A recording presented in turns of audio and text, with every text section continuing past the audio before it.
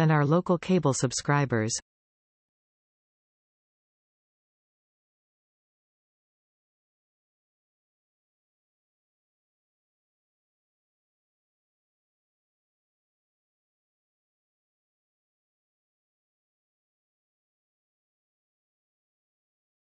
Welcome to our, what is this? EDIC meeting for May 19th, 2026.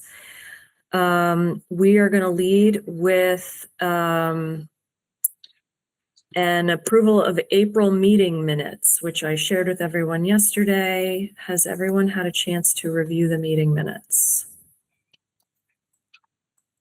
Okay. Do I hear a motion? I'd make a motion to approve the April minutes. Lovely. Do I hear a second? I'll second. Great. Thank you, Cassie.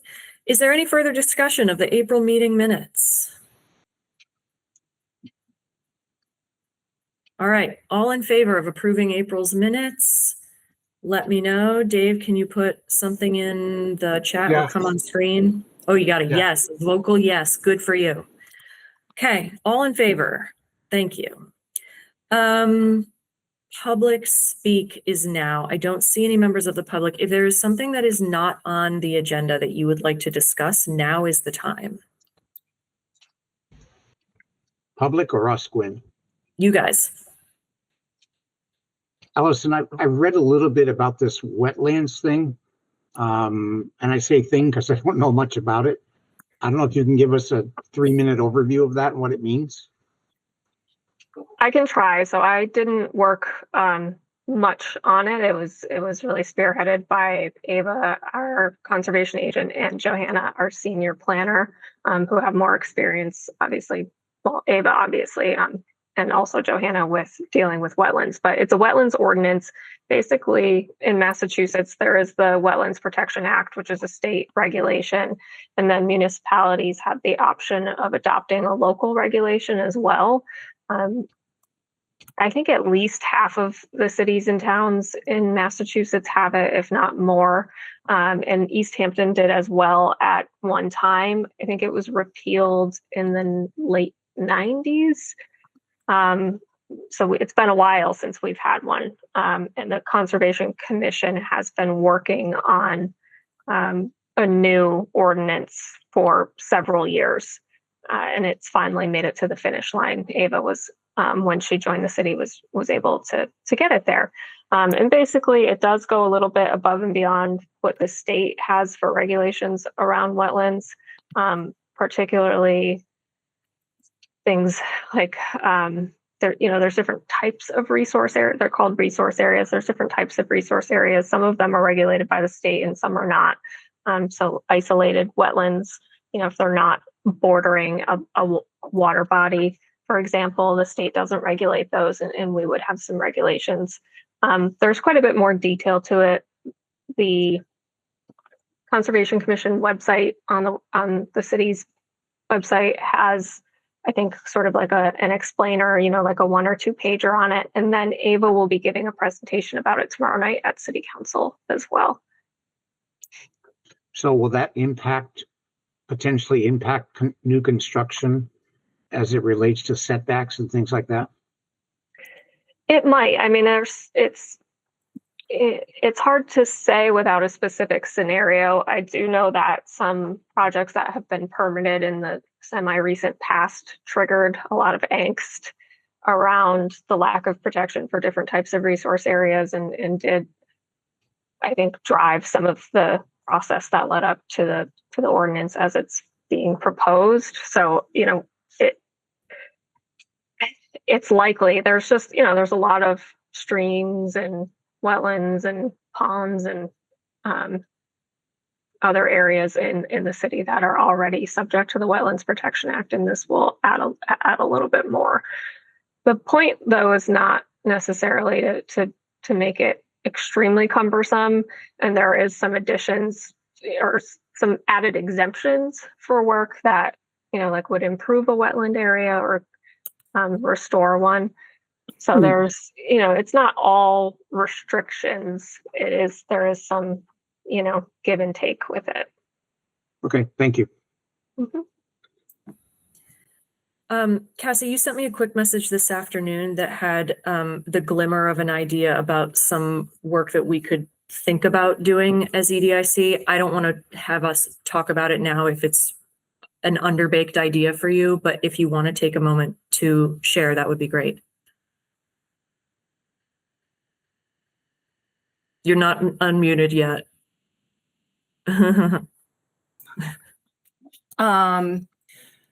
Probably more appropriate for another meeting, but our committee does best when we've got a project to work on. And, we may not have the resource of Allison going forward as city resources are deployed. So the planning update will become kind of a non-thing. So I think maybe we should find some work to do. Promoting business development in a time of austerity, maybe supporting related committees with some staff work. And what came to mind was ordinance, since we're always kind of crabbing about the ordinances. Maybe just something to sink our teeth into. That's all. That's as far as I've gotten. Yeah, I think that's a great start. So I would be happy to put that on a future agenda for further discussion. If there's a thought about how, like, behind the scenes legwork individuals of us could do before that meeting, so we're bringing more than a blank piece of paper to it, I would be happy to figure that out. So if you have ideas about that, feel free to send them my way. Or if you have ideas now, feel free to throw them out there. But I think that you're totally right, that we do quite well when we have a project that enthuses us. And I don't want it to feel like it is always the Allison show, which is a great show. And I'd like to tune in, but also it's not the purpose of EDIC. So there's that. Anything else you'd like to add during this unagended time? Tom Brown. I'm just curious or not sure how potential future municipal budget cuts affects planning updates to this group. Yeah, we sure don't. I mean, I don't know if that's intended as a rhetorical question or if you want me to respond to it. I mean, I don't foresee necessarily an issue coming to you guys. It's during the day. It's really the night meetings that are going to become, I think, overwhelming if the override does not come to pass. So, I wouldn't worry so much about that. I mean, worst case scenario, I could see maybe going every other month, but I should still be able to come to these. Good. Yeah. Thanks for that, Allison. On the topic of the Allison show, I did finalize I just lost you all. I did finalize the 2 letters that we agreed, like basically these are in good order, and I put them on our letterhead. I added the graphic. So those are ready. I will send them to you, Allison, and I have sent to everybody just in the last 20 minutes the letter for the housing production plan grant submission. So that was the one where we discussed whether we add a comment about the fact that this particular submission includes a study of our aquifer and environmental considerations related to building housing and how that affects our aquifer's supply and downstream effects. So I'd like to take a moment to give everybody a chance to review that so that we can approve it and send it to Allison for good and all. So I'm going to open it so that I can share my screen as well. Gwen, something didn't sound right with the first sentence. Something didn't sound right in the first sentence. Say more. On behalf of VDIC, I am writing to support for the city of Easthampton. Letter HPP update. Huh. What did I send to you? That's not what mine says.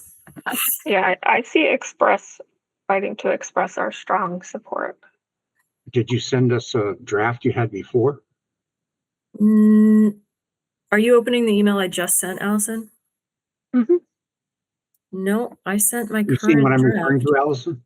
No, I don't. I mean, No. it's maybe it was in the letter that I had originally sent. There may have been a typo, but Quinn's It letter reads, has it it. reads on behalf of the Easthampton Economic Development Industrial Commission, I am writing to support for the City of Easthampton application. I'm writing to support for. All Your right, well- file was corrupted. Yeah, hold Okay. please, because that's not what I sent you. Yeah, mine says Um, May 19th, and it does not have that typo in it. It says to express our strong support. So it's the one you signed doesn't have that issue. Okay, that's weird that it left out the express our strong support for. Interesting. Okay. So, this is the draft that I sent you. I'm opening the one that I put in the email just in the last 20 minutes. It's opening paragraph. I did address it. I went to the website, Allison, and found that, is it Mackenzie Bell, who's the contact point for so much stuff happening there. I thought, we personalize. Why not? EOHLC colleagues, sure. Does that work for you? Yeah, that's fine. Normally we do the secretary, the Oh, secretary even of better. housing and livable communities. It doesn't really matter. I wouldn't worry about it. I mean, I love to aim high. I'm happy to change it. So what happened here? What I did was this. I adjusted this original sentence, which began about providing a data-driven framework, and I added that this process of the HPP creation will include an essential study of the city's aquifer. So an updated plan meaningfully considers housing production in light of water supply and environmental effects and provides a data-driven framework, da-da-da-da-da-da. That's what I changed.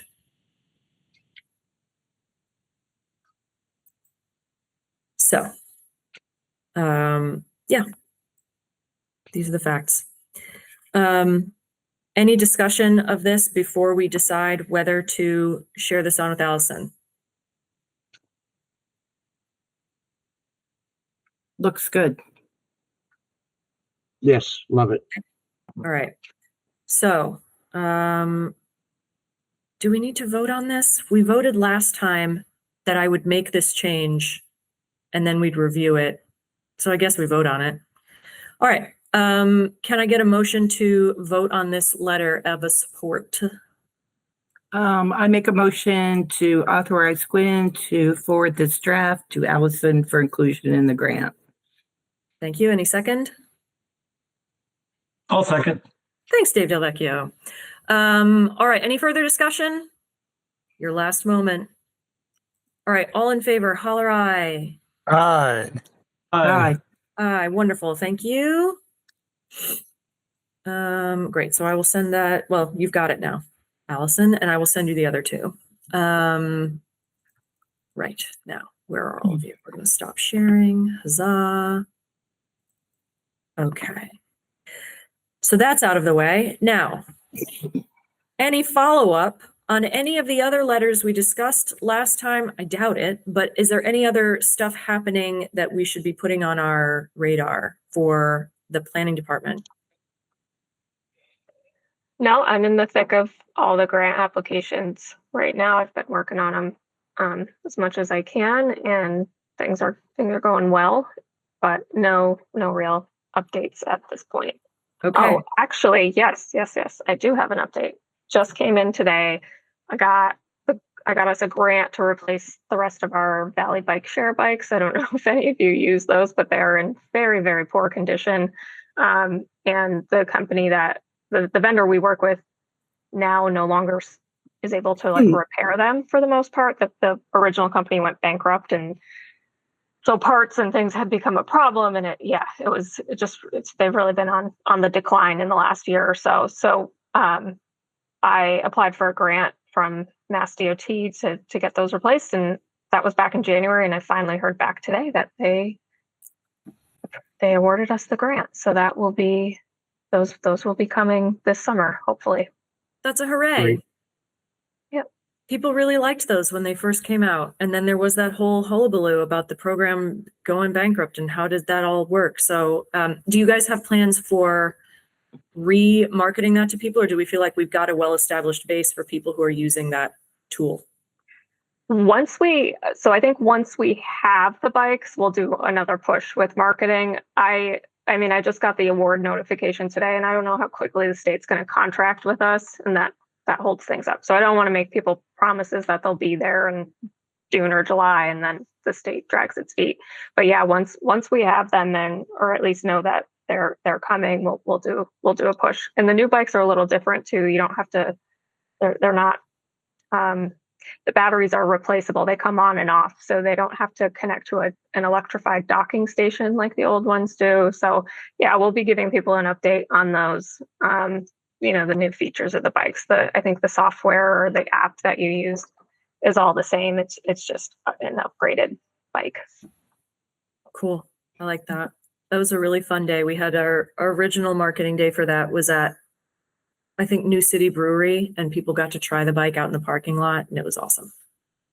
Yeah, I'm expecting something like that again. Yeah, cool. Yeah, because right by the bike path anyway. Awesome. All right. Well, in the absence of any other updates from the planning department, my only other topic for this month is reminding myself, and thus all of you, how member terms work for EDIC. So I asked Marianne Giza in the, what I think of as the agendas office, but she's more than that. And what I know is that technically, we're on like 3-year terms. That seems right. Gwyn, Tom Brown, and Dave Kutcher, your terms for this run technically end on the 31st of December of this year. Cassie and Dave Delvecchio, your terms end the end of December in 2027. Really, all that means is like you will come to the end of a term and presumably someone will be in touch with you and say, still want to do this? And you will say yay or nay. I am planning to step down at the end of December of this year. That is, it's been a long run, and I'm happy to steward the chairmanship of this out of 2026, and life has evolved. So here we are. But I thought I would let you know that because it came up in some other conversation. And I went, it came up in conversation I had with Counselor Jadzek about EDIC. And I was like, I have no idea what people's terms are. I don't know. So I asked Marianne. Now we know. So in the intervening time, so you can plan the rest of your year, I think we're still planning to take August off. We've liked that as a group, I think. So I think we're likely to do June and July and then take August off and come back for September to December of the calendar year. Are there any thoughts or questions about that fact? Excuse me, Gwen, which months are we taking off? We are going to not have an EDIC meeting in the month of August. August, okay.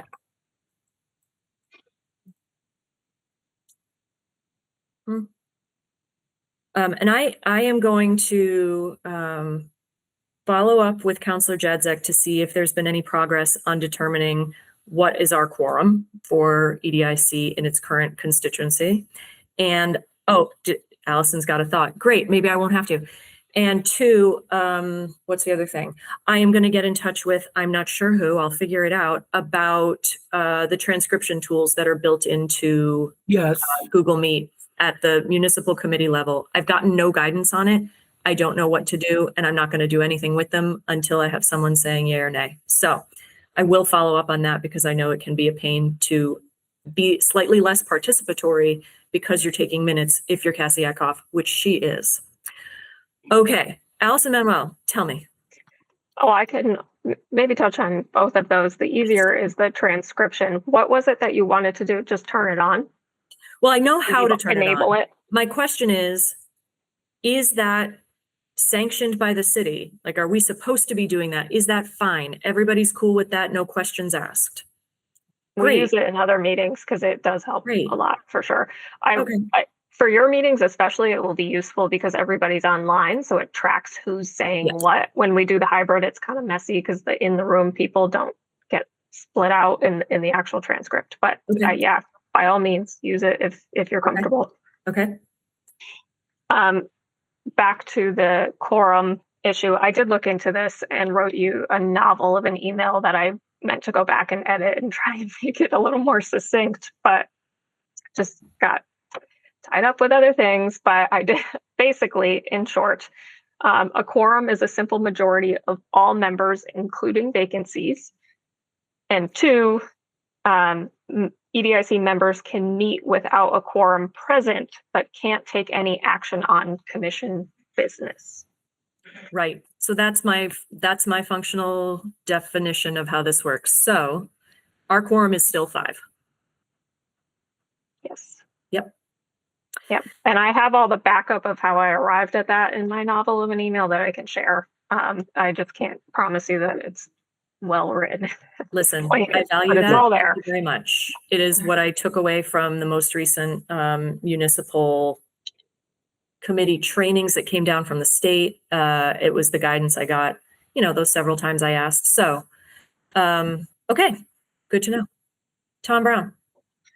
I think, Allison, just to drill that down to, I guess a simple fact of this is we're officially a body of 9. So a simple majority is 5.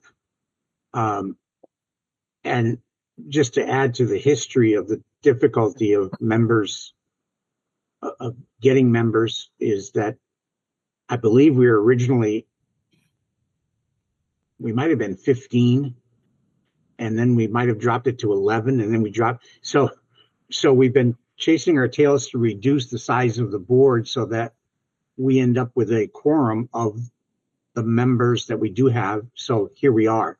And Gwen has pointed it out before that unfortunately, if one member can't make it, we can't meet. Although we could meet to have conversation, but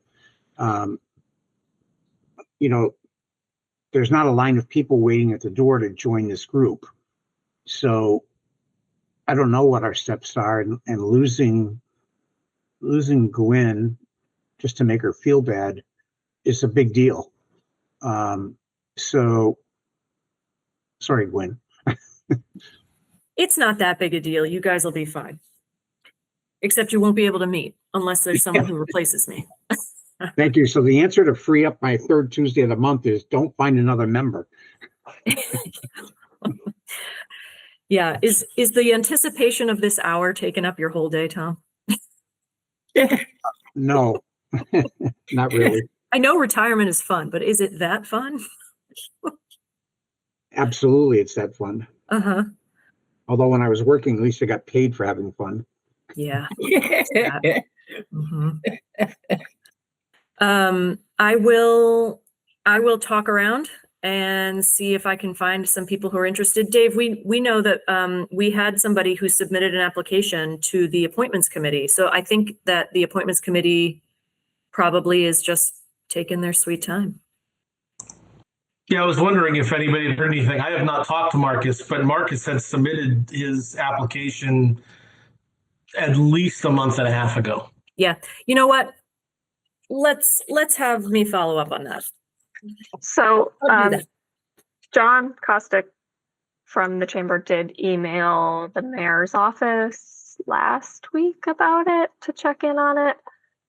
So I don't know where the backlog is, if it's the mayor's office or if it's the appointments committee. I'm not privy to really any of that process. Well, I'm honored because when I applied, I got turned around like that, but I think it's a little bit busier around City Hall right around now. So yeah, there's a lot more brighter burning fires than an appointment to the EDIC that's weighing on people's minds. So, and yeah.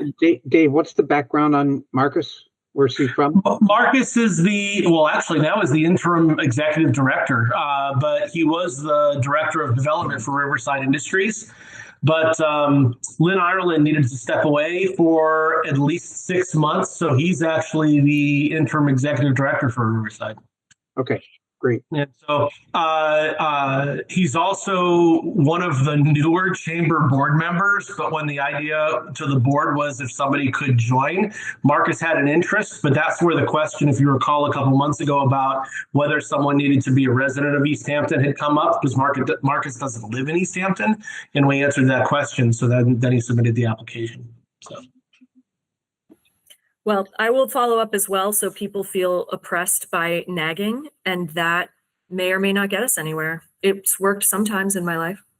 And then Dave, with your contacts at the chamber, obviously, I was thinking about Greenfield Savings. Is there anyone there with them coming to town that, I don't know if the chamber, if they've got a chamber member yet, or someone you could reach out to through that connection that might see the, I mean, I know they're going to have some commercial lenders located here in Easthampton, some other folks. There might be someone there appropriate. I don't know about ESB.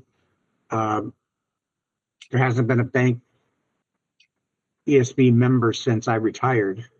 Mm-hmm. Yeah, well, it's funny because one of the things I was thinking earlier was when Cassie made the comment that our committee tends to work best when we've got a project to sink our teeth into.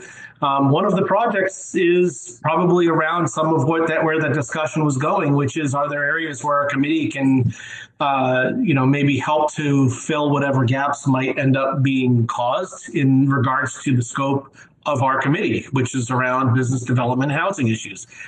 I think one of the projects we might want to consider is a little bit of a marketing project for our own committee.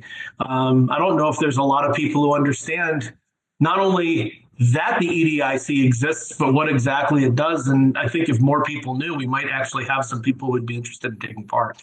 So maybe we can work on that through the summer and see if we can't pick up some additional appointments. So maybe maybe with the long-term goal being that we actually fill all 9 seats. Yeah, that would be great. I will put EDIC marketing on the next agenda. And some of our history around EDIC marketing has been trying to, we spent a bunch of time for multiple years, or like a year, and then we took a break and then tried it again another year, talking about the idea of having a social media presence, which started to feel oppressive to basically everyone, because you have to be pretty consistent to have a consistent social media presence. And we're tapped. This group is great, and it's not our priority of every day. So thinking about that was overwhelming. So at one point, I think we got 2 whole issues out of a little newsletter called EDIC Agrees. And it went out to, it was posted on the Easthampton website. It might have gone out to a particular mailing list. Can't remember. We might have posted it to the planning department's, what's it called? Facebook page. And it was, here are a couple of, they might have been really like high level visibility topics that some other committee that was elected or something had recently made a decision about, and we're putting our stamp on it and being like, here's why this is good. Or something's coming up and we wanted to explain our perspective on it. Here's why this is good. So we called it EDIC Agrees because it's asset-based and people like that. Enthusiasm, positivity. Again, we got 2 issues out, but we have a precedent for that. It's not 0. Mm-hmm. And there have been suggestions in the past that we should be posting flyers. Not a terrible idea. So we have old minutes talking about these ideas, and we can throw some of those ideas around again and see if we come up with something that sticks and feels more doable this time. I love it. I think that's great. I had a brain thing. She had a brain thing. Yeah. Not an aneurysm, but something good. Not an aneurysm. No need to dial 911. Okay. Everybody, I'm just reflecting on my work experience. Everyone in Northampton is so blown away by Sam Hunter's emails, in which he, in an in our opinion, in an unbiased way, is presenting issues around the budget. And we wish we'd written them ourselves. So what if EDIC undertook educating the community about things development related? I haven't fully fleshed out this brain blip, but just a thought. Some stuff's really complicated, I will say.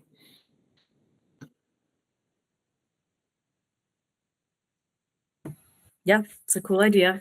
And I think one of our primary sticking points in the past has been who writes it. How frequently does it happen?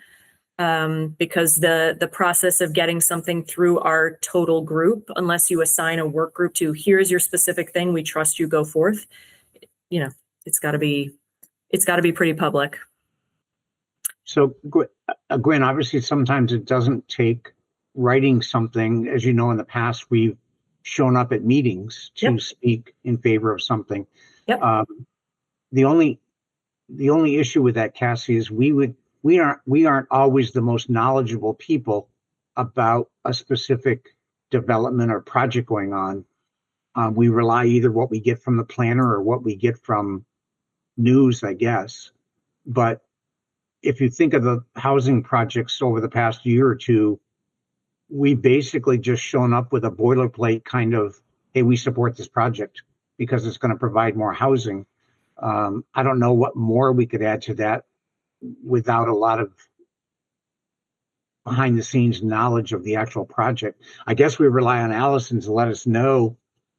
I mean, the last thing we want to do is show up at a meeting and support a project and find out it's not a great project.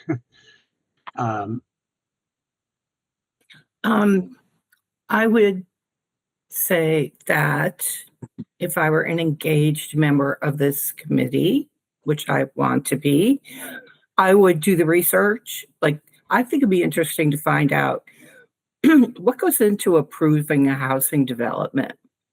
What things does the city consider when a developer says, I want to build a 10-house thing here? I'd be interested in that. Just a thought, just a random thought. Yeah. And in the past, we've had discussions when particular topics have come up. We have used our meetings to make decisions about whether representatives of this group are going to go to public meetings as representatives of this group, or if this group can't come to consensus or doesn't want to take a particularly public stance, you can go and support as an individual and state that you're an individual and not an EDIC rep. But we've had those kinds of discussions where we're like, okay, what would we want to say about why we're in favor of this, given what our mission is, which often becomes an opportunity to say, and here's what EDIC is and why we're here. Dave Kutcher, you came off of no video and it felt like an omen. Do you have things you want to say? No. Okay. He just wants to be cash on his porch. Okay, great. I like this idea. I think that I like the idea of sinking teeth into things. I think I'm hungry. So that's going to go on the next agenda. I'm going to have a snack before the next meeting. Any other thoughts related to member terms and or membership before we close out this business?